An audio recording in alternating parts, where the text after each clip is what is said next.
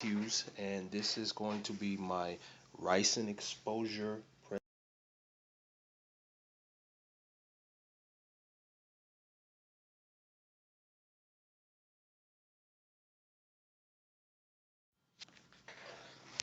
All right, my name is Alfred Hughes, and this is going to be my ricin exposure presentation.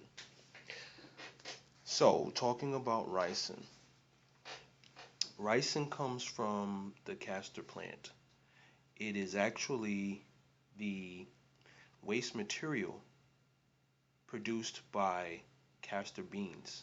When you crush them to make things such as castor oil. All right, my name is Alfred Hughes, and this is going to be my ricin exposure presentation. So, talking about ricin. Ricin comes from the castor plant. It is actually the waste material produced by castor beans. When you crush them to make things such as castor oil, that waste product is actually ricin.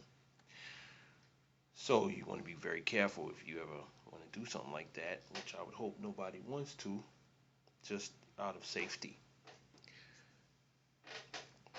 Ricin is found anywhere there is castor.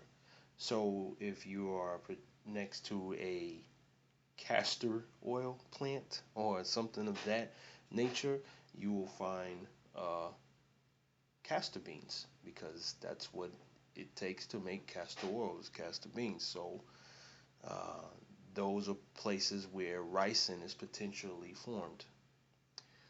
Ricin comes in all kinds of forms. Three in particular are powder form, a mist form, and a pellet form. Now, powder and mist are probably the more dangerous ones because they can both easily enter into the body. The powder form, for example, can be dissolved in water. It can be dissolved in weak acid or juice or anything like that. So if you've got uh, ricin on your hands, say you're uh, uh, dealing with a patient, you're managing a patient, and you get ricin on your hands, and you go to grab your drink, and a little bit of that ricin falls off your hands into your drink, and you didn't know. Well, it'll dissolve right in there, and you drink it. So this is very problematic. Um, the mist is another one which can easily go into the body. Someone can easily spray ricin in a mist form, and you can suck it right on up. So those two are particularly dangerous. However, the pellet form does have danger to it as well, which you'll see or we'll talk about in a moment. Ricin works by inhibiting the body's ability to synthesize protein. So for all you bodybuilders out there, this is something that you really, really want to stay away from. It's going to stop them gains. Ricin is used because it's cheap. It's easy to produce, easy to get a hold of. Uh, it's largely available, and the kicker is there's no real cure for it. So this is uh, this is a list for terrorists, domestic and foreign. Um, this is like it's a no-brainer. If you want to hurt someone really bad, if you want to hurt a lot of people, ricin is the way to go. Little history on ricin.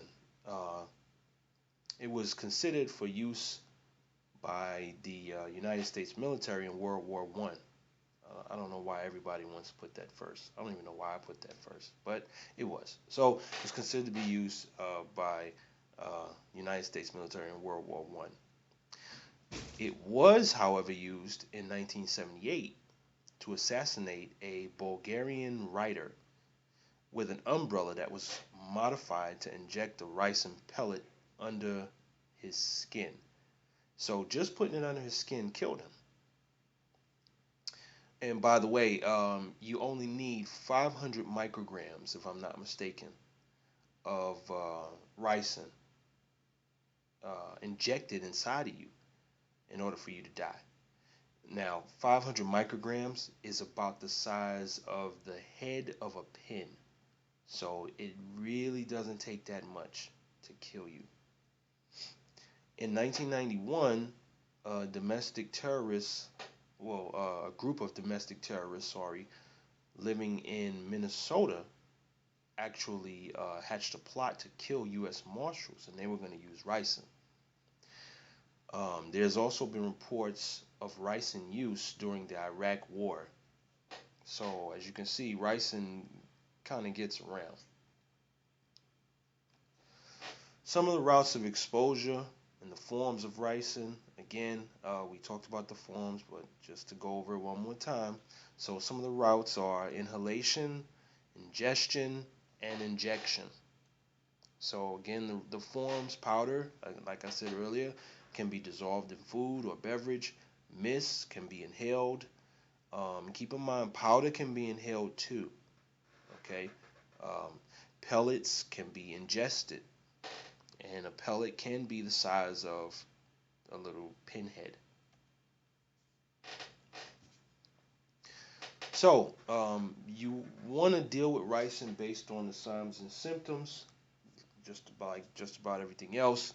But the signs and symptoms change based on the route of exposure.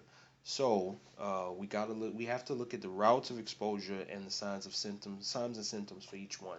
Some of the signs and symptoms are similar for different routes, but for the most part, they change.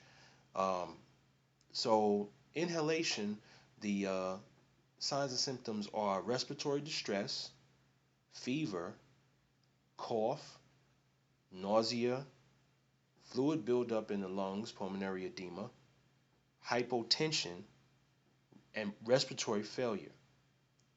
The incubation time for inhalation ricin exposure is usually less than 8 hours. When you're talking about ingestion of ricin, this is the most common route in ingesting it.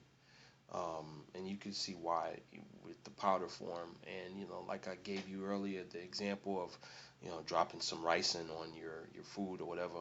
Um, it's the most common route. Uh, and the signs and symptoms are vomiting, diarrhea, hematochezia, dehydration, seizure, hematuria, liver and kidney failure, which are late signs. Um, Yeah, and excuse me, and one I didn't mention as well is you will have problems with your spleen. Okay, so these are some things that you need to think about with ingestion. The incubation time can be anywhere from a few hours to a few days with ingestion of ricin.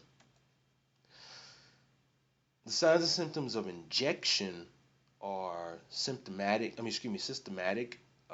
There's a systematic reaction to the substance, and the signs and symptoms are similar to ingestion. You have diarrhea, hematochezia, dehydration, seizure, hematuria, and the only difference is the incubation time is immediate. It can be immediate, or it can take a couple of hours. All hail the king. Now, the emergency management of ricin. Um, with that, we need to remember that there's no cure or vaccine available for ricin poisoning.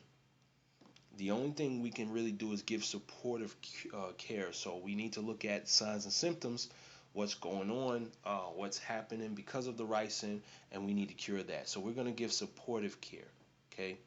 Um, Emergency management of your patient is going to depend on the route of exposure. Okay, so you're going to do things like decontaminate the exposed skin. Okay, so if you have a ricin exposure to the skin or the eyes, you're going to decontaminate it. So if you You're gonna flush with large amounts of water, okay, and soap. At the same time, we need to remember to protect ourselves, right? Wear protective gear, okay, masks, goggles, gowns, gloves, etc. We're going to maintain the airway, especially if that ricin has been ingested. We're going to make sure we look down the road, right? Remember, you may have a patient who needs to be intubated for some reason. We need to remember that, okay? Um, going to give fluids if necessary. So BP, blood pressure drops, and now it's time to give some fluid. Um, we're going to give seizure or blood pressure meds if needed, which means that we need to pay close attention to the patient's blood pressure, to the patient's mental status. We're going to wash out the eyes if we suspect ricin exposure. Okay, and we need to dispose of all clothing properly. Okay, and that's very important because we don't want ricin just lingering around and floating off. Okay, so uh, what we're going to do is place the clothing in a plastic bag, seal the bag, and then we're going to notify local or state health department of the contaminated clothing when they arrive on scene. Above all things, stay safe. You're the guys who save everybody. Uh, we don't want to be running around needing to get saved too. Okay? Thank you for taking the time to look at my presentation. Stay safe.